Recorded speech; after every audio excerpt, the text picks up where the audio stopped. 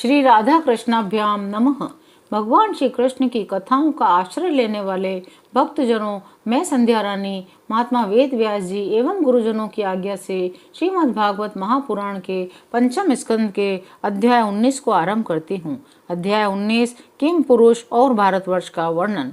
श्री सुखदेव जी कहते हैं, राजन, किम पुरुष वर्ष में श्री लक्ष्मण जी के बड़े भाई आदि पुरुष सीता हृदय विराम भगवान श्री राम के चरणों की सन्निधि के रसिक परम भागवत श्री हनुमान जी अन्य किन्नरों के सहित अविचल भक्ति भाव से उनकी उपासना करते हैं।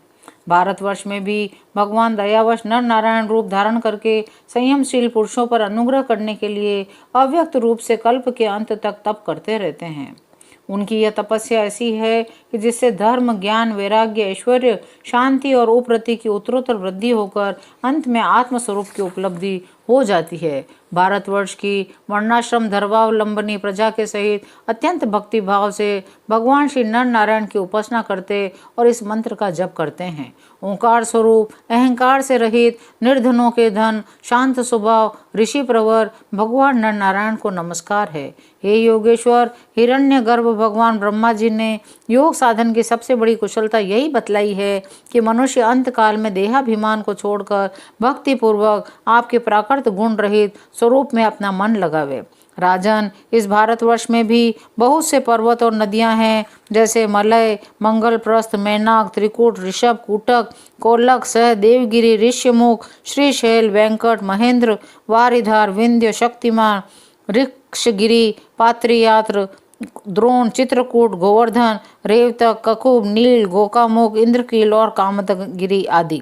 इसी प्रकार और भी सैकड़ों हजारों पर्वत है। उनके तट प्रांतों से निकलने वाले नद और नदियां भी अगणित है। मुख्य नदियों के नाम हैं चंद्रवसा, ताम्रपर्णी, अवटोड़ा, कृतमाला, वेहायसी, कावेरी, वेणी, पयस्वनी, शंकरावर्ता, तुंगभद्रा, कृष्णा, वेण्या, भीमरती, गोदावरी, निर्विंध्या, पयोष्णी आदि अनेक नदियां हैं। इस वर्ष में जन्म लेने वाले पुरुषों को ही अपने किए हुए सात्विक, राजस, तामस कर्मों के अनुसार क्रमशः नाना प्रकार की दिव्य, मानुष और नारकीय योनियां प्राप्त होती है, क्योंकि कर्मानुसार सब जीवों को सभी योनियां प्राप्त हो सकती है।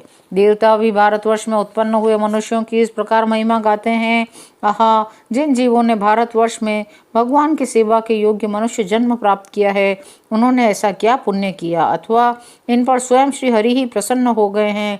इस परम सौभाग्य के लिए तो निरंतर हम भी तरसते रहते हैं। जिन जीवों ने इस भारतवर्ष में ज्ञान, विवेक, बुद्धि, तदनुकूल कर्म, उस कर्म के उपयोगी द्रव्य आदि सामग्री से संपन्न मनुष्य जन्म पाया है, वे यदि आवागमन के चक्र से निकलने का प्रयत्न नहीं करते तो व्याध की फांसी से छूटकर भी फल आदि के लोभ से उसी वृक्ष पर विहार करने वाले वनवासी पक्षियों के समान फिर बंधन में पड़ जाते हैं। श्री सुखदेव जी कहते हैं, राजन, राजा सगर के पुत्रों ने अपने यज्ञ के घोड़े को ढूंढते हुए इस पृथ्वी को चारों ओर से खोदा था। उससे जम्बू द्वीप के अंतर्गत ही 8 उपद्वीप और बन गए, ऐसा कुछ लोगों का कथन है। वे स्वर्णप्रस्थ, चंद्र शुक्ल, आवर्तन, रमणक, मंदर, हरिण, पांचजन्य, सिंहल और लंका है। भरत श्रेष्ठ, इस प्रकार जैसा मैंने गुरुमुख से सुना था, ठीक वैसा ही तुम्हें यह जम्बू द्वीप के वर्षों का विभाग सुना दिया। 19वां अध्याय यहीं विराम लेता है। शेष अगले अंक में। जय श्री कृष्ण।